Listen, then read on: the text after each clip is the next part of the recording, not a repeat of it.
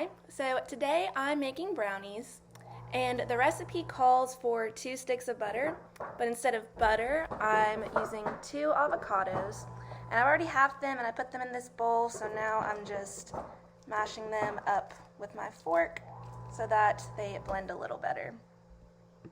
Okay, so now I'm going to melt 1.5 cups of the chocolate chips in the microwave, and I'm just mixing it with a little bit of canola oil because it was supposed to melt with the butter, but I'm using avocado instead.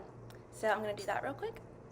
Okay, so I just added the melted chocolate, 1.5 cups of sugar, the instant coffee, vanilla extract to the avocado, so I'm just going to mix this all together until it's all combined.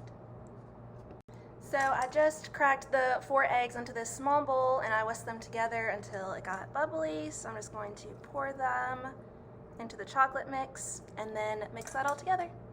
So I just added the flour, baking powder, and cocoa powder, and I'm just stirring it until it's just combined, and then I'm going to add the chocolate chips.